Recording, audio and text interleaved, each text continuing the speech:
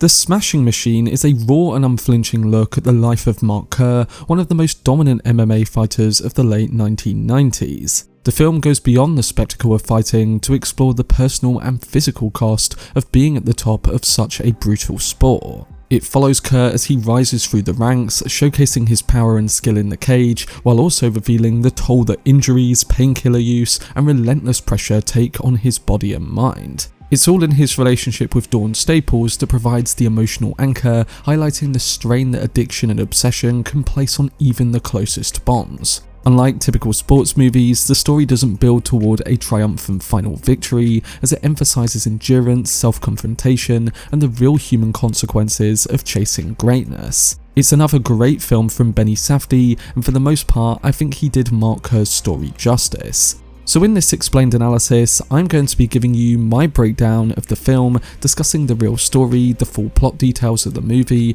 the ending, and much more. There will be spoilers in this video, so if you haven't watched the film yet, then I would recommend checking it out before watching my analysis. Before I get into it though, if you want to see more on upcoming releases like The Smashing Machine, then don't forget to support this upload by giving it a like rating and subscribing to the channel. But without further ado, let's dive into my explained video for Benny Safdie's The Smashing Machine. Starting with the real story behind the new film, Mark Kerr's life is one of meteoric rise, painful struggle, and a haunting reminder of the costs of extreme competition. Born in 1968, Kerr came up through wrestling, becoming an NCAA champion, and later finding his way into the early days of mixed martial arts. At a time when the sport was still raw and brutal, he became one of its most feared figures. Nicknamed the Smashing Machine, Kerr bulldozed his way through tournaments in the UFC, Pride, and the Veiled Tudo events, using his wrestling base and raw physical power to dominate his opponents. To many fans, he was the embodiment of what MMA could be, which was an unstoppable force.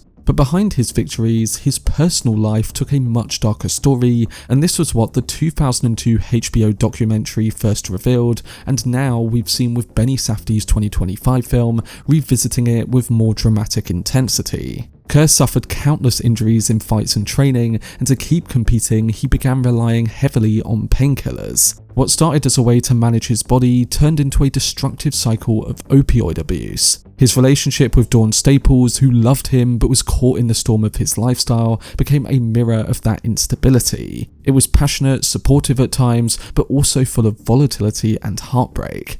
The new film captures this rawly, showing that even as Kerr's body dominated in the cage, his private life was unraveling. And unlike the traditional sports narrative, Kerr's career never settled into a clean redemption arc. He did not retire on top or ride off into the sunset as a legend free of burdens. Instead, his later years were marked by failed comebacks, continuing health issues, and an ongoing fight with addiction.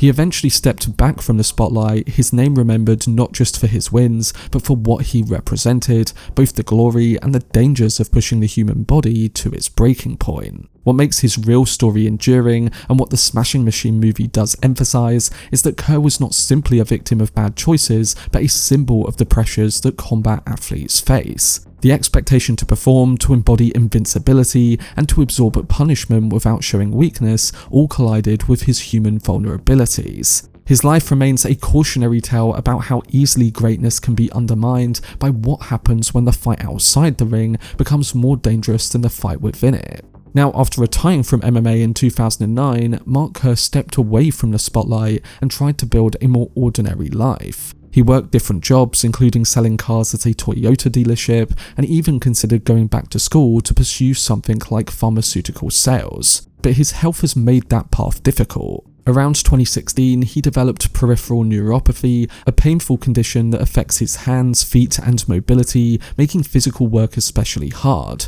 Because of the cost of treatment and limited insurance coverage, he turned to fundraising for help with his medical expenses. His personal life has also had its share of struggles, including his marriage to Dawn, having a son with her, and ending in divorce in 2006. In more recent years though, Kerr has been recognised for his contributions to the MMA. He was announced as an inductee into the UFC Hall of Fame in 2025, cementing his place as one of the sport's pioneers. And with the release of the Smashing Machine shining new light on his life, Kerr's story today is seen both as a cautionary tale about the toll of fighting and as a portrait of resilience in the face of lasting challenges.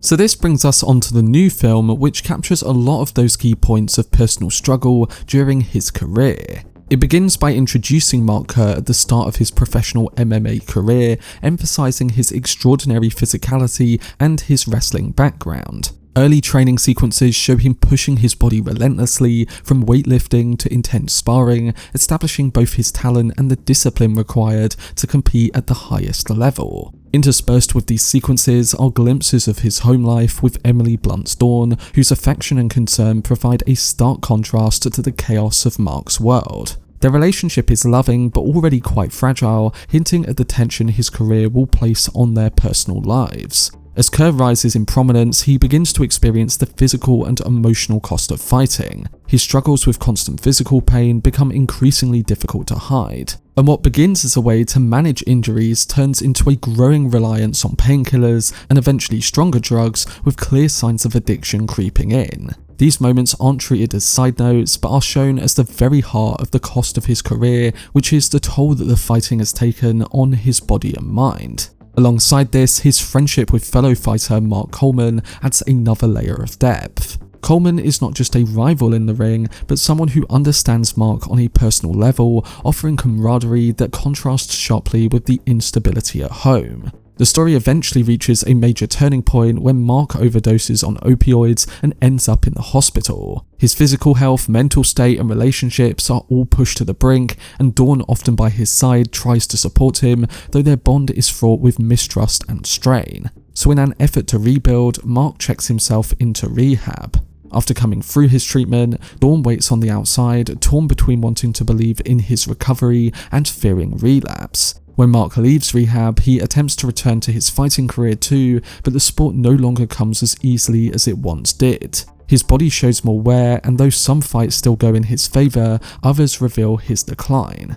Before his rehab, a pivotal sequence depicted his match against Igor in Japan, where he begins in control using his wrestling, but the tide eventually turns. Illegal knees to the head while Mark is grounded ends the fight in controversy, echoing the chaotic nature of his real-life bouts. These fights highlight not only his fading physical dominance, but also his mental struggle. And at the same time, his relationship at home grows volatile throughout the whole course of the film. Arguments between him and Dawn intensify, with her confronting him about his addiction and emotional absence. The pressure all mounts up, and even after he comes out of rehab and aims to go back to Japan to fight, everything explodes around him. In the film's most harrowing sequence, Dawn herself spirals into despair, attempting to harm herself with pills and even use a gun. Mark intervenes, preventing her from ending her own life. This moment, raw and intimate, becomes the true emotional climax of the film, overshadowing anything that happens in the ring. So by the time we reach the final act, the narrative has shifted from the pursuit of victory to survival. After going through rehab, Kerr continues to fight, but every match underscores the lasting consequences of years of physical trauma and addiction. In one of the final fight arcs, he enters the Grand Prix tournament against Kazuyuki Ironhead Vegeta. It is framed as a chance of redemption, but instead, it becomes another harsh reality check. He takes a severe beating and ultimately loses, and though bitter, the loss forces him to confront his decline more honestly. To echo this, the closing moments of the film are quiet and reflective rather than triumphant. Mark is shown in a more subdued state, grappling with what he has lost physically, emotionally, and relationally, while still holding on to the possibility of salvaging something meaningful from it all. The final scenes avoid any neat resolution, and instead, they emphasize humility and self-awareness. Mark is not cured, not fully healed, but he has a clearer sense of the battles that remain. In a poignant coda, the film then closes with the real Mark Kerr in 2025 shown living a quieter, more ordinary life. Seeing him as himself allows the audience to reflect on how far he has come and highlights the immense effort Dwayne Johnson put into embodying his essence. It's a touching ending that underscores how Benny Safdie and co have sought not just to dramatise Kerr's story, but to honour the man behind the legend. So overall, Kerr's story is not one of triumph and victory, but of survival, resilience, and the human cost of pursuing greatness. The ending is a reflective conclusion that underscores the physical and emotional price of his career, highlighting endurance, self-confrontation, and the ongoing challenges of addiction and personal struggle. It's about the cost of obsession, the limits of physical and mental endurance, and the human consequences of living a life defined by extreme performance. Mark Kerr steps away from the cage not as a victorious champion, but as a man who has faced the consequences of his choices, whether that be the injuries, addiction, or the emotional strain that came with trying to be invincible. His struggles with Dawn and with himself underscore that true battles are often internal rather than external. So in essence, the ending suggests that real strength is not just measured in wins or knockouts, but in the ability to confront one's vulnerabilities, to endure pain, and to reckon with the consequences of one's actions. It's a sobering reminder that greatness often comes at a personal cost, and that survival, self-awareness, and resilience can be as meaningful as triumph. Rather than offering a traditional sports movie payoff, the film leaves viewers reflecting on the human fragility behind athletic glory and the ongoing struggle to reconcile identity, ambition, and morality. Now, while The Smashing Machine stays largely true to the broad strokes of Mark Kerr's life and his MMA career, there are several notable differences between the film and his real story. In the movie, certain events and timelines are condensed or dramatized to heighten emotional impact and narrative flow. For example, Kerr's personal relationships, particularly with Dawn, are intensified to emphasize the strain of his lifestyle, whereas in real life, the dynamics were more complex and extended over many years. Some of the fight sequences are also stylized or edited to create more tension and drama, rather than presenting every bout exactly as it happened. Additionally, while the film focuses heavily on addiction and the physical cost of his career, it necessarily simplifies some of the nuances of his actual struggles, including his attempts at recovery, his later life challenges with health issues, and the long-term aftermath of his fighting career.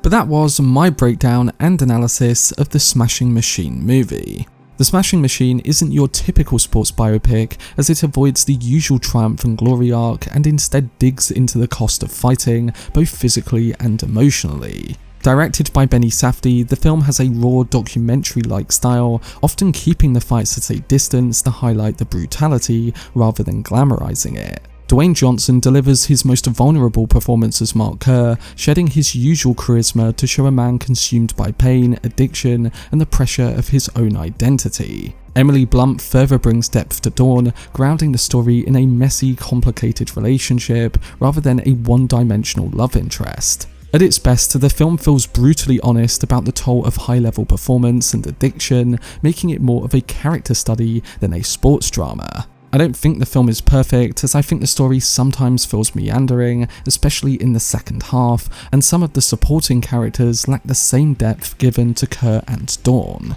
Also, viewers expecting a big emotional payoff or a climactic fight scene may find the ending quite underwhelming, as the film leans more on quiet tension and unspoken struggles than its dramatic crescendo. For me, this aspect wasn't a problem, but I can see some people being annoyed about that. Still, I think the performances and gritty realism make it all compelling, and for me, it stands apart from flashier fighting and boxing movies, offering a more haunting look at the human cost behind all the spectacle. But I do hope this breakdown did help some of you guys understand the film and the main details a bit better, and overall, I'm looking forward to hearing your thoughts on it, so don't forget to let me know down below in the comment section. For more videos on upcoming releases like The Smashing Machine, then subscribe to the channel and turn on your notifications. Also, if you enjoyed this video, remember to leave a like, rating, and follow me on social media via the links in the description. But anyway, I hope you guys enjoyed it. I've been Cortex, and as always, make some noise.